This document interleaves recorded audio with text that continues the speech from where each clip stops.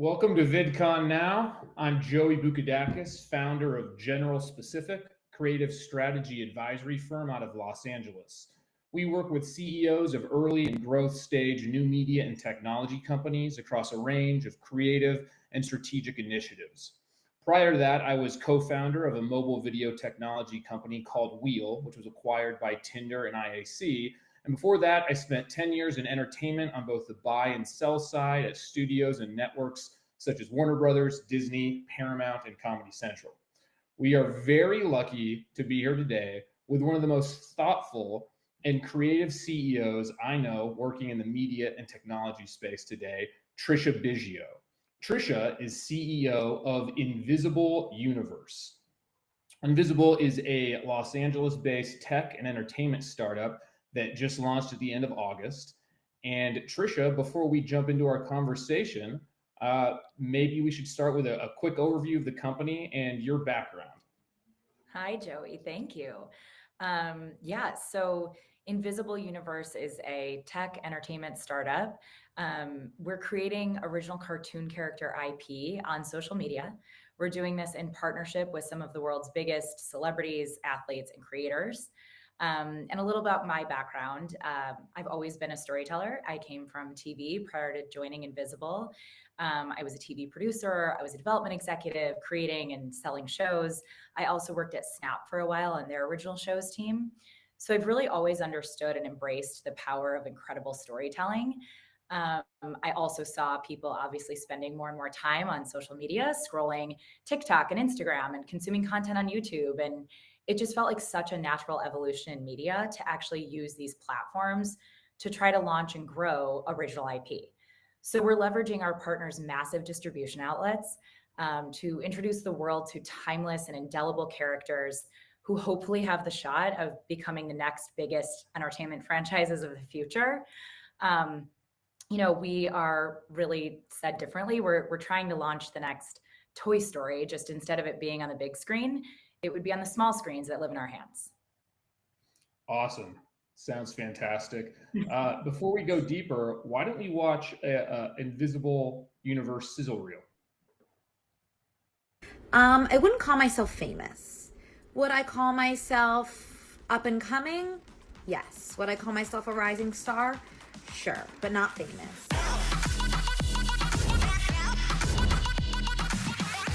I have a new life now. I'm on TikTok. More for me.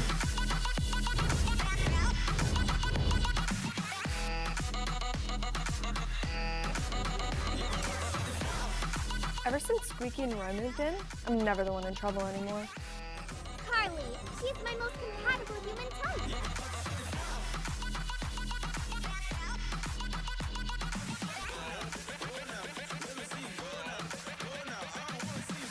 Living here is the best. Every time. A daily reminder that you're the baddest on the block. Not on my block though, but on your block for sure.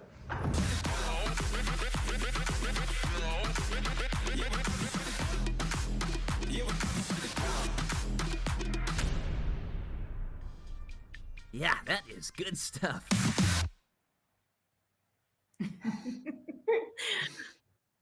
Very funny, very impressive. So fun, right? It's impressive to see how much the company has done. Why don't you tell me a bit more about the company, how it came together, talk a bit about the founding story? Sure. So my partner and colleague, John Brennan, mainly known as JB, JB started his career at Twitter and then was at Snapchat. And when he was at Snap, he really talks about really first realizing the power of mobile content, more specifically, the power that it can enable for interaction between those consuming that content and the people making it. And special shout out to the dancing hot dog that JB brings up a lot as being like really the synthesis for a lot of his thinking that eventually then developed the company. But while JB was at Snap, he was running sports partnerships, and he had become really close with Alexis Ohanian and Serena Williams. And while he was getting to know them, they had bought a doll for their daughter Olympia, and Serena's nephew actually named the doll Quay Quay. So I have to give credit where it's due. And Serena and her family just started posting Quay Quay all the time. And a lot of times Quay Quay would be like getting dragged behind them or like face down in a sandbox.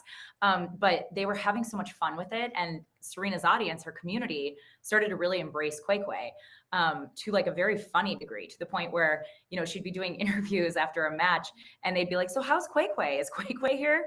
And it just became a thing. And as JB was seeing this, he came up with this idea, and I think he and Alexis kind of developed it together, where he pitched him on creating a 3D version of Quay Quay and like really bringing her to life. And Alexis said yes, Serena said yes, and the rest is kind of history. I think the real like magic and aha moment was seeing that as Quay Quay's personality became more defined and more understood, and her voice became so clear to her followers, people just leaned in and the community just became more and more engaged.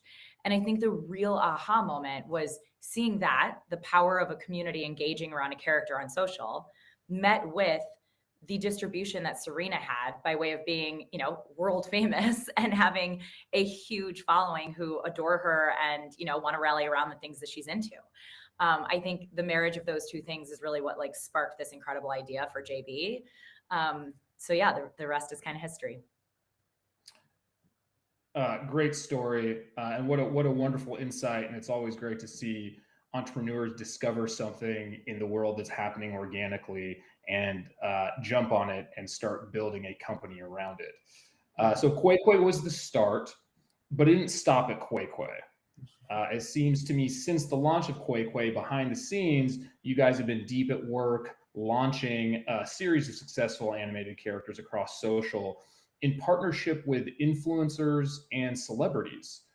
Could you talk a bit more about some of the other characters that you've created and launched? Yeah, absolutely.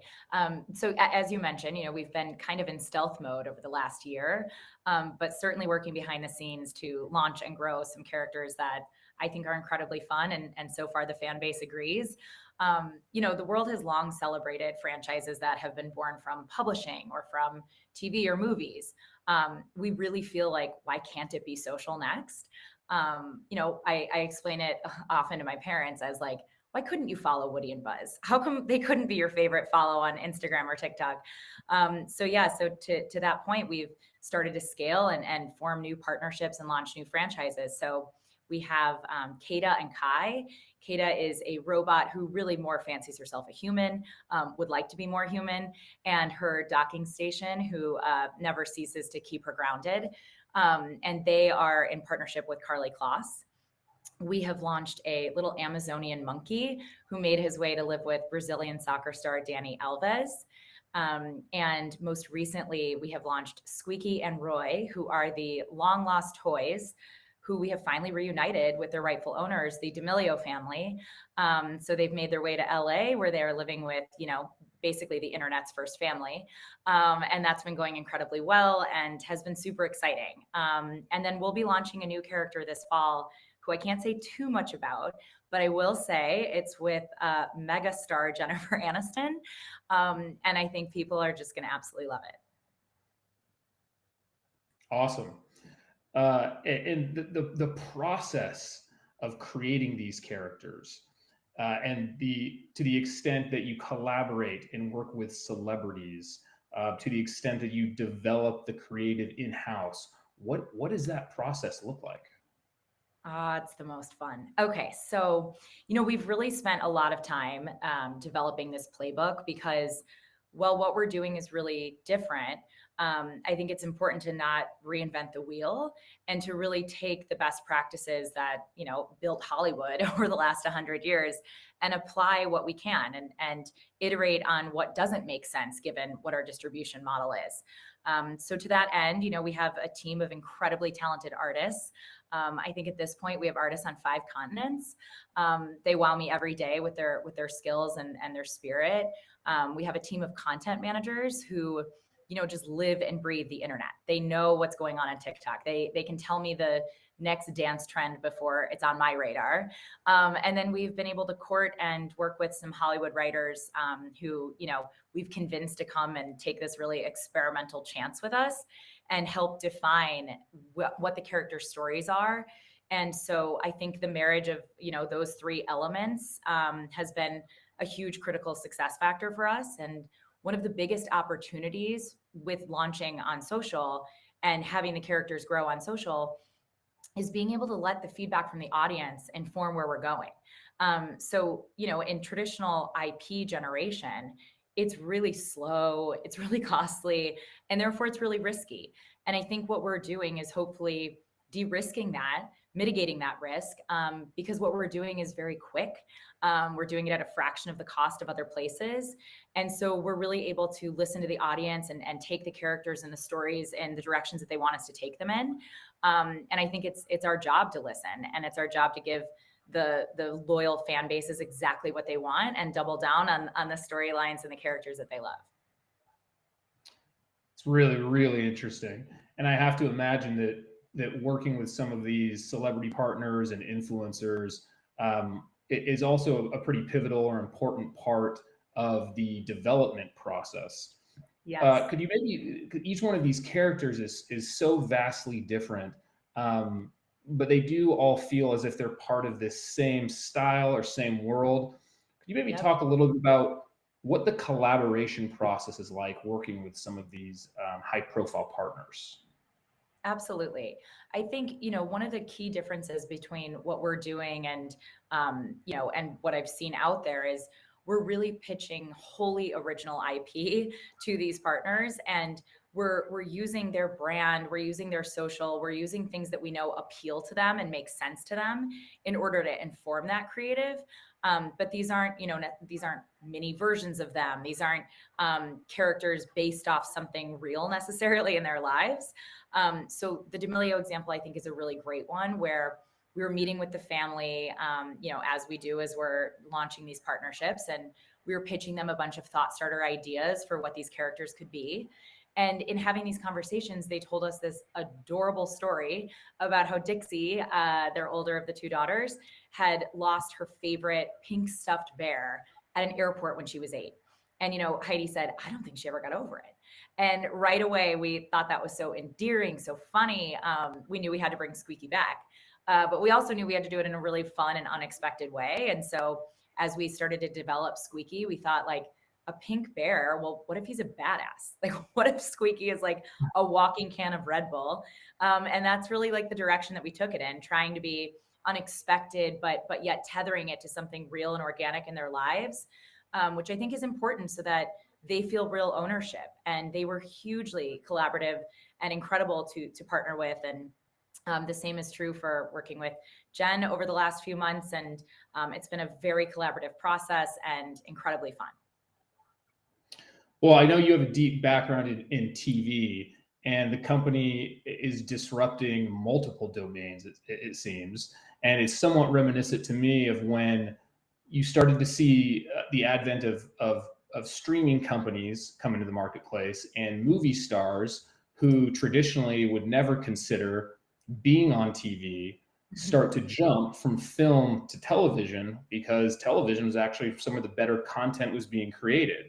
And I can understand your point that Invisible is actually helping big star talent see the type of creativity and stories they can tell across social, and doing so through the framework of original animated IP. So it's really compelling the way that the company is disrupting perhaps how celebrities have previously approached creating original IP across social, as well as what you just spoke to with the animation studio you've created, really democratizing talent across the internet.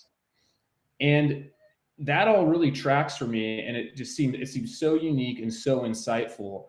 Could you maybe talk a bit more about how you're bringing Hollywood writing talent into the company to help create some of this content? Absolutely. I think as we started this, what we knew was that it's one thing to have killer visuals and characters that look really good. And again, kudos to my incredible art team who deliver on that every day. But from a story perspective, we need to make people feel something. We need to engage them. We need to make them look forward to the posts and want to share with their friends and want to comment. And I think in order to do that, we really needed to apply the type of rigor to our development process that Hollywood has built. So we bring writers in and we host mini writers rooms where we have many different voices, perspectives, backgrounds, all in the room to help inform who this character is and what their journey will be. And I think part of the really fun part about distributing on social is that it's almost as if what you see right now is the present, right? You see these characters, Squeaky and Roy, living with the D'Amelios. But Squeaky and Roy have a past and they have a future. And we're going to tell the audience what those chapters are. And I think that's the really incredibly exciting part. The other thing, Joey, I wanted to speak to you about what you brought up around the celebrities and really giving them an opportunity to be creative in a whole new way. I think part of the fun as well is like the opportunities feel pretty endless because that creativity can end up, becoming writing a children's book or producing a long form show, having the movie made, perhaps they play a role in that or voice a character, consumer products, merch, audio. It just feels like there's an entire flywheel that we can activate with social always acting as the center of gravity. Got it. Interesting. So would you say it's fair to say that some of this invisible original animated IP that's starting across social could potentially be seen as a content incubator in order to bring content into the world in a cost-effective, immediate way, and from there evolve across other different types of platforms? That's right. Yes, absolutely. I mean, we have several things we're working on, none of which I can talk too much about at this point. But we are definitely proving our thesis and have a lot of really exciting conversations in the works that do include all of those pieces I kind of rattled off. So in the not too distant future, you may see, Quay merch and products on the shelves of your local Target, and you may be buying your children the children's book, etc. So it's been incredible to really see that our mission is working, and the positive feedback that we've gotten from the audience is incredible. Equally important, though, is when they're not responding to something. And I think that takes a lot of humility to look at that and let that inform our decisions. But we do that hard work, and we let the world tell us what franchises are going to work and what ones maybe won't. Well, the immediacy of that feedback is what really helps separate invisible content and IP from perhaps other studios or publishers. And so I guess there is a benefit there in a feedback loop that it does help give you the ability to respond to what the audience wants or needs. But it probably also gives you the ability, because from what I'm hearing from you, that the animation studio is quite nimble to perhaps respond to current events, to be able to create content quickly Yes. in a way that perhaps other studios can't. That's right. Over the last year plus, we've developed a proprietary software that has enabled us to really launch what is in effect a global animation studio. And so it's a frictionless system that allows for the artists to see what the content team and what our writers have come up with and react to what those orders are in the system.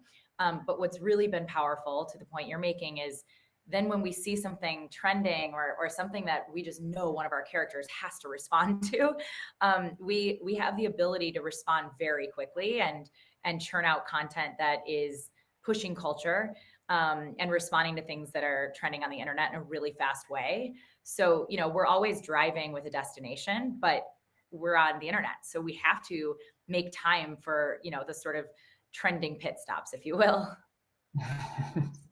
Well, I'm fascinated by your ability to be to respond to what the audience is asking for with such immediacy. Are there any particular examples of maybe how the audience has interacted with content to help inform the direction of a story? Yeah. You know, a really good example of this is we had launched a flexibility challenge for Squeaky and Roy. And for those of you who aren't like me and aren't living on TikTok hours a day, the flexibility challenge was one that was huge. It garnered over 1.5 million user-generated videos, including, of course, one from the queen of TikTok herself, Charlie. And so our characters did this. And we did it, of course, in only the way Squeaky and Roy can, where Roy ends up not being so flexible and rolling over in the end. But point being that the setting in the background was in their 3D bedroom that we had built for them. And it was one of the first videos that was posted on their account. And right away, it started catching fire and going viral. And within the first 16 hours of it being posted, it had hit 11 million views. But what was even more interesting was reading all the comments, and all of the engagement was begging for more of the bedroom, and they wanted a room tour. And so right away, we put into production a pretty funny room tour video that I think we have here and we can show, but just giving the audience exactly what they want. What's up, y'all? Let me show you my room. Hey, I wanted to show you guys my little sanctuary here. That's my trampoline. It's perfect for jumping, sleeping, pranking, and snacking. So, pretty much anything. This is my hammock. It's where I chill out, meditate, and just vibe. These are my favorite skateboards. Skate is life. Here are my surfboards and telescope. I love to surf and think about space. I mean, black holes? Dude, mind blown. Hey, watch it, man. You're ruining my room tour. Actually, you are ruining my room tour. Anyways, so that's my room.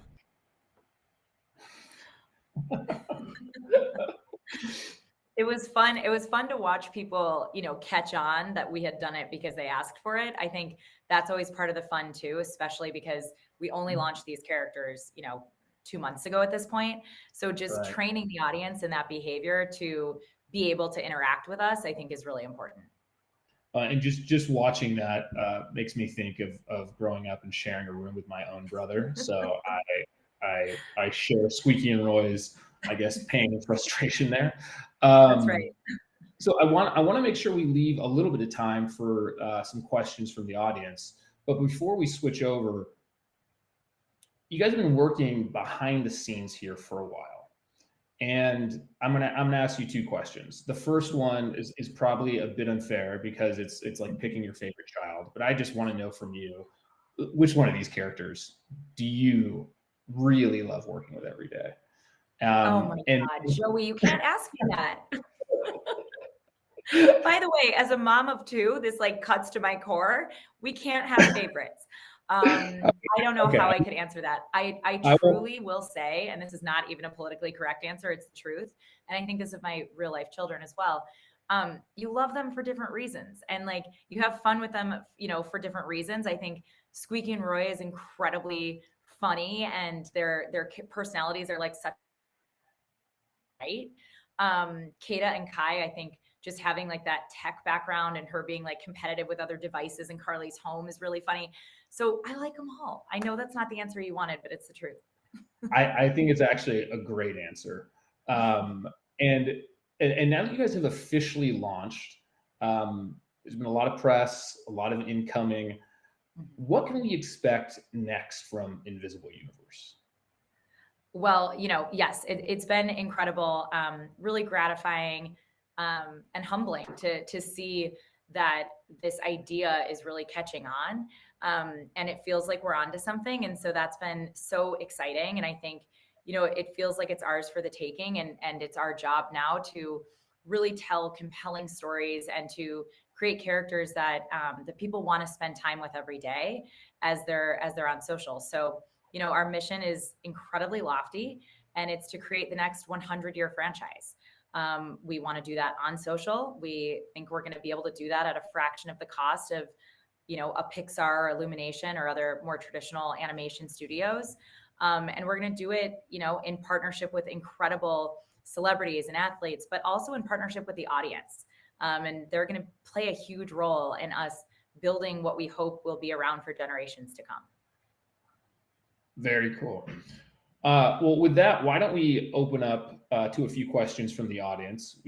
Cool. We've got some really smart and insightful ones here. Bridget has asked an excellent question. She's curious: are the characters standalone, or will they all have digital relationships with each other?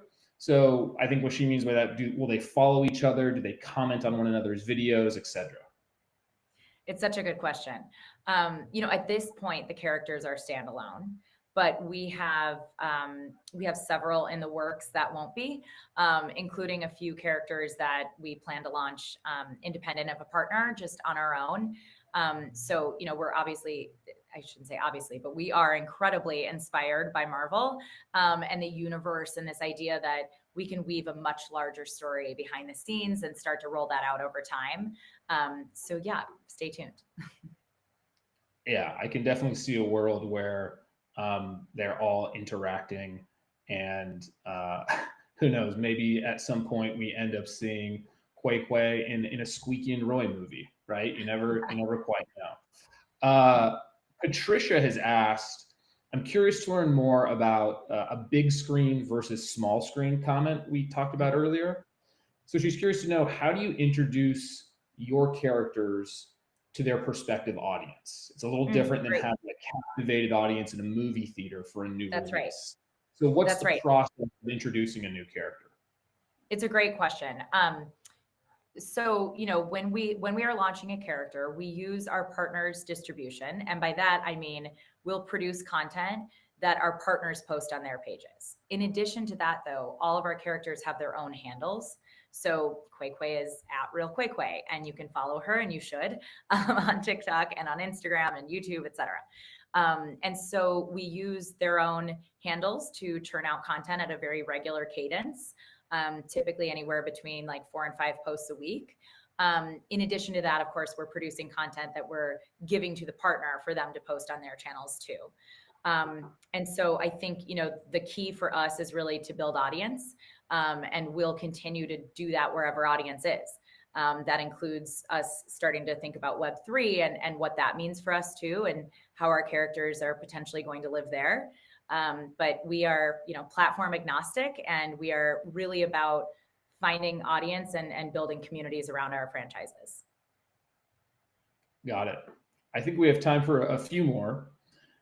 Galen asks, how did you develop the personalities of these characters? How big was the team devoted to character development and storylines?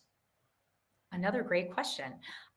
Well, the team is never big enough, right? Because we're a startup. And so I just say our team is small and fierce and mighty.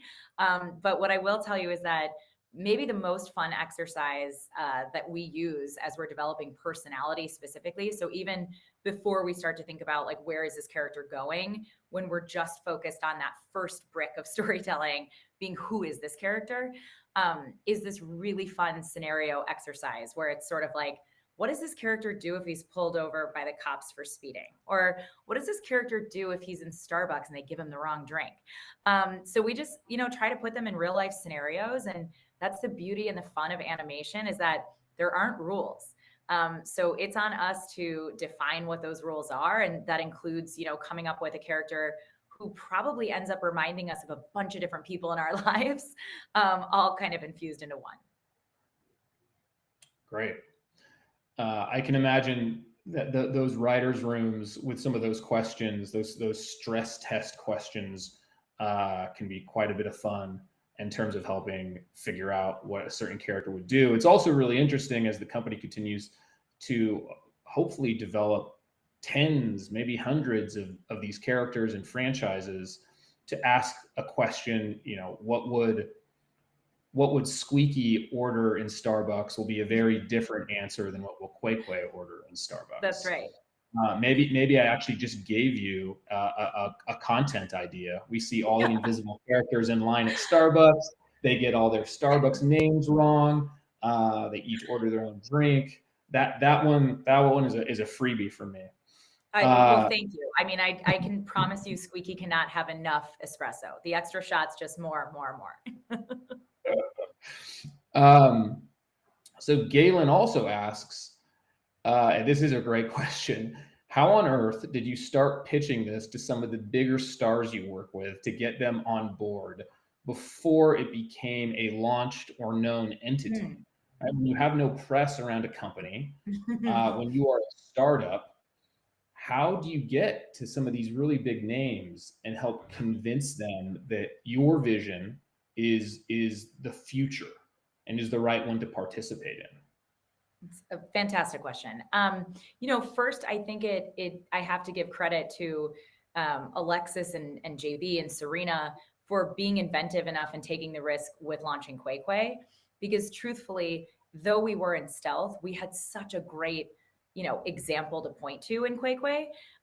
So to be honest, most of these conversations start with JB and myself, screen sharing with people and going over to Quay's Instagram and showing her dancing, and people are cracking up. And by the time we're done, we're like, all right, so let's find you your Quay. So that's really like been incredibly helpful and impactful, is to have an actual example to point to. And obviously, as we've launched Kata and Kai and Crazinho and now Squeaky and Roy, that sort of scroll through the pages has just become more fun, more vast, and more diverse, and has really been a powerful tool for us in terms of getting introduced. We've been so lucky to have incredible advisors and investors surrounding us, and a lot of very well-connected people that believe in us and our mission. And so we've been able to have some really incredible introductions made to get those conversations started. Okay, great. I think I've experienced this in my career as well. Is it really compelling and really good and very thoughtful creative will usually find a home and will usually find a champion. And I can understand you taking some of the work that's already been done, putting it in front of some of these high profile people, and them it resonating and then responding to this notion that, wow, I can do something like that ties in with my brand or just what I like out in the world. So I think we have time for one more question. Outside of coming up with great creative, working with some of the most interesting people in the world, developing a virtual animation studio that can work with some of the most talented designers and animators around the world at a fraction of the cost, and then launching IP on social media platforms, do you envision, as part of, let's just call it the licensing flywheel, someday seeing some of these characters working with brands? So for example, like, might we expect to see Squeaky in the next Red Bull commercial? Joey, I think you just came up with another idea. Right after you see him in Starbucks. That was a question from the audience, so we'll have to give. Absolutely. I mean, I think there are so many opportunities for us to work with brands, and in a lot of different ways. I think we can absolutely pursue opportunities for brands to, have an integration within the content. We've already seen that with Quay. I don't know if anybody listening is a follower and maybe has seen Quay dressed up as Boss Baby, but we did that with DreamWorks, and it totally worked, and it was on brand for her. What we're really careful of is protecting the brands and being really cognizant to never make the audience feel like we're doing that too much or we're taking away from the story. So we're really careful about those opportunities, but we're open. And then on the other side of it, I think eventually we can absolutely and will absolutely start to take opportunities to work with brands to maybe launch characters that become a living, breathing mascot with lives of their own on social, in partnership with them too. I think there's a huge amount of opportunity in that world. Awesome. Maybe at some point we can start a Reddit forum where people can submit their favorite brands and pitch ideas for those brands. I personally am a huge fan of Twizzlers and Dr. Pepper, and they're what I consume when I go watch movies. And it would be amazing to see some kind of invisible universe character associated with those brands. Yes. That's probably something down the road for the future. But Trisha, I mean, truly, this is one of the more innovative, interesting, inspiring, and just really fun companies I've gotten engaged with for a very long time. So congratulations to you. Thank you so much for joining us. Thank you. And for those of you who are interested in learning more about Invisible Universe, you can visit their website at invisibleuniverse.com or follow them and their characters across social media. And Trisha, is there anything you'd like to add at the end there before we sign off? No, this was such a great conversation. Hopefully people listening just know how fired up we are about all the fun that's to come. And just follow our characters and get ready for our new one coming soon. All right, Invisible Universe across all social media handles. Thank you for listening to this conversation with Trisha Biggio, CEO of Invisible Universe on VidCom Now. Thanks everyone for tuning in, and we'll see you next time.